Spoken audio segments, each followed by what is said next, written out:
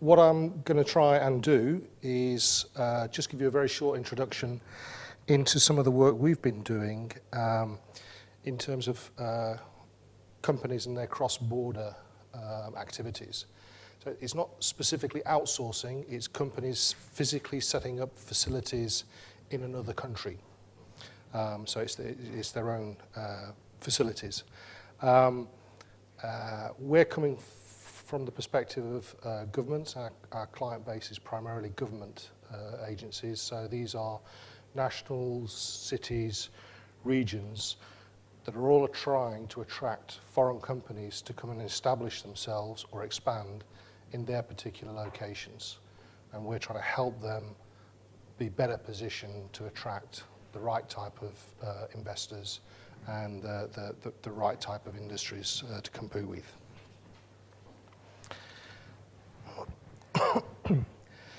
Just to give you a little bit of background in terms of how many projects are we talking about over the course of a year. Just in Europe, there's about, on average, 3,500 projects a year that take place. So these could be Swiss companies moving into Germany, Indian companies moving into Spain or France. So it's anything where it's a foreign entity setting up into another location. You can see the drop in 2009. This was the lag from the financial crisis of 2008. Slowly started to pick up, dropped back a little bit last year. What you're going to see this year, the new set of data that's about to come out, is taking it up again. It grows quite significantly this year. So it does appear to be actually picking up. Given that a lot of you, or a lot of people look at Central and Eastern Europe as a lower cost near shore destination, this is just the same snapshot from the earlier slide, except what you can see is in the latter 3 years, so there was the bounce after 2009 and it jumped up, but it's gone down, and it's gone down year on year. And unlike the whole of Europe, Eastern Europe next year, or sorry, this 2013, actually continues on that downward trend. So they're finding it tough to attract new investors from scratch. I'm not saying they find it tough to attract people who are trying to outsource things, but trying to attract companies from scratch is proving a challenge. And given what's going on at the moment in Russia and the Ukraine, that's going to cause even more nervousness. So people will be less inclined to look at the more exotic locations that have been trying to establish themselves on the map. Just to give you an idea of scale, just 2% of locations attract half of all the projects that go around Europe. And what we're particularly concerned with is the fact that 98% of our potential client base are not really attracting companies on the scale that they need to do. And that's been something that's taxed us for a number of years. So we've been looking at how we can better help that vast majority of locations to better enable them to attract these investors. One of the things that we've been doing since about 2002 are sort of key sector studies on how companies within particular industry sectors or carrying out particular types of activities have internationalized and globalized over that period. And what you need to look at here is just these are a set of silos. So all I did was to pick the 5 top drivers, and they're not in any particular order. So these were executives at quite a senior level that we'd interviewed as part of this the particular sector study about how they had carried out a recent cross-border investment and what were the issues and what were the drivers around that. And you can see, if you look at shared service centres and contact centres, there's a big issue around cost, whether it's labour costs, incentives or property costs. Costs are very important to them. Whereas on a life science project, cost isn't at all the main issue. It's to do with market potential, proximity to clients, and probably more importantly, access to skills. The only driver that went across all of those sectors was skills. Many of these ones are quite straightforward to manage, in that you can get a physical number, a tangible number. How much is an employee paid? What are the benefits? What's the tax regime around locating in a particular location? What sort of incentives? These are very tangible things that you can measure one location against another. But the actual availability of the right sort of skills is very difficult in many cases to actually measure. So we've been trying to find ways of doing that. Companies traditionally have looked at skill indicators. So every one of those red dots, and I don't believe for an instance you can read what's underneath the red dots, but you'll have to trust me on this. Every one of those red dots is some sort of skill indicator. So it could be a cluster, it could be a graduate pool, it could be access to research facilities, etc. And they always form the biggest cluster. So that's life sciences. This one was on shared service centres, and similar sorts of patterns we see in all of our studies in that sense. And these are typically the skill indicators companies will look at. Are there other companies like myself that are already established? Because if there are, then they're likely to be employing employees that have the sorts of skills that I'm likely to need. Is it an established indigenous cluster? So is there the universities, the research labs, the centres, etc. all around? Are there university graduates and facilities and what have you available? Some other people will look for, is there already a foreign company presence in terms of an indicator of the right sort of skill sets that foreign companies would tend to look at. So this companies will tend to look at in the absence of actual hard numbers.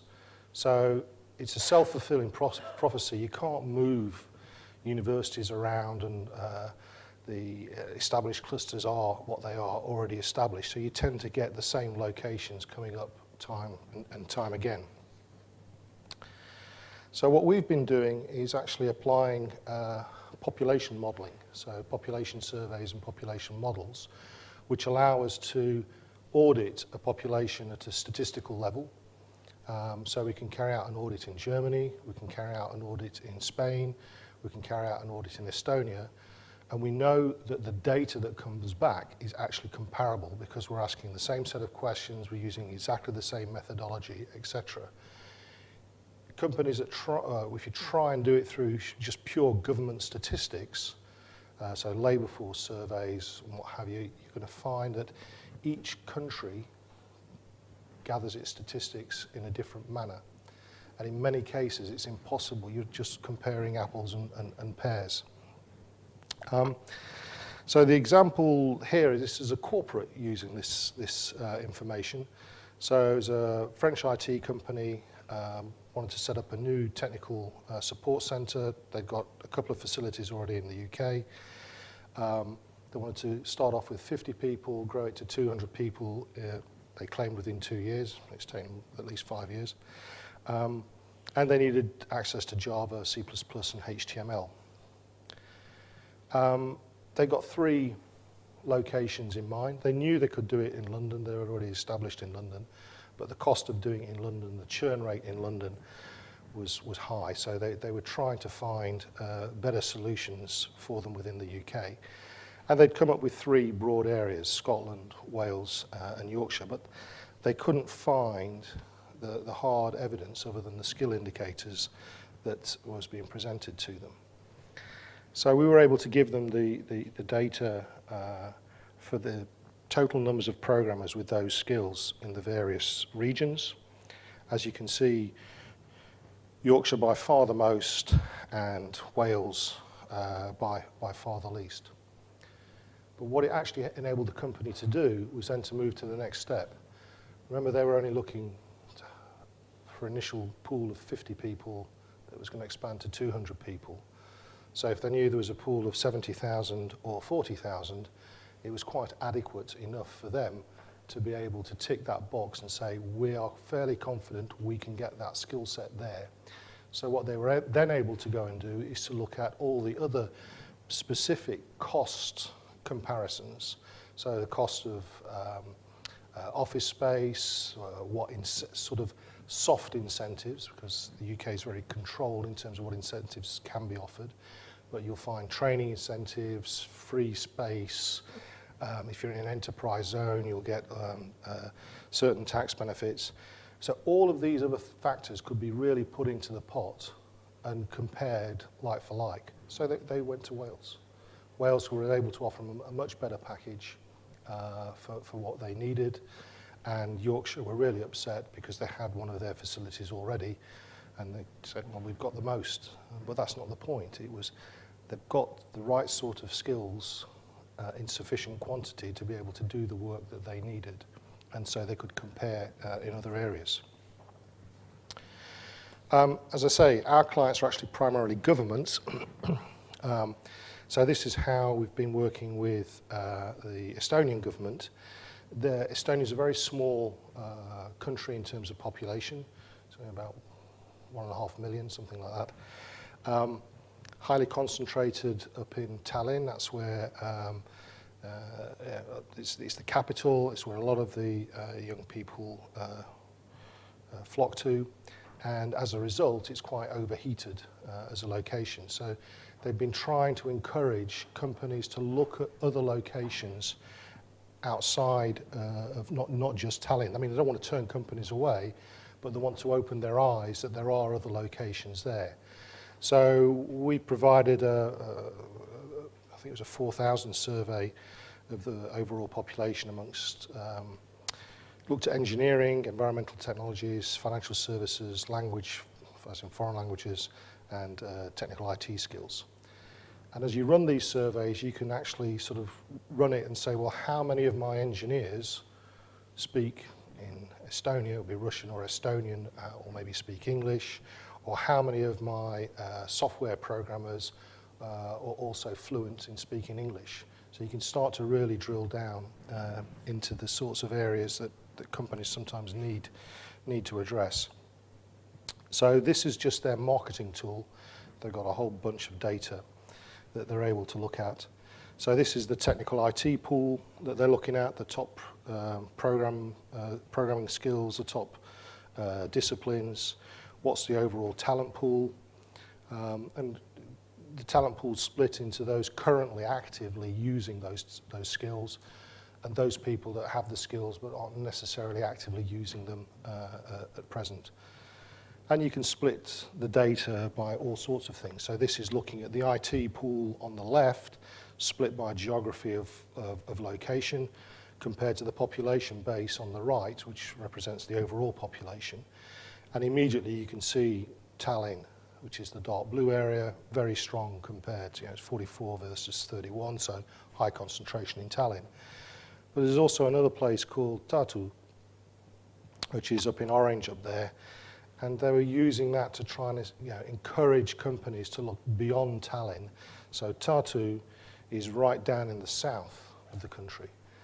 Benefits to companies are it's cheaper. It's a lot cheaper down there. The churn rate of staff is a lot lower because there's not that level of competition, or so I say competition opportunities for staff in those locations. So it gives a different selling message for the locations that they're trying to get into. And this is how you sort of break down the different skills levels. Typically the others are made up of a whole long list of programming sets, but they're all smaller than C's. And that's it. That's a very quick introduction onto why we believe skills is a very important area and companies are looking at locations.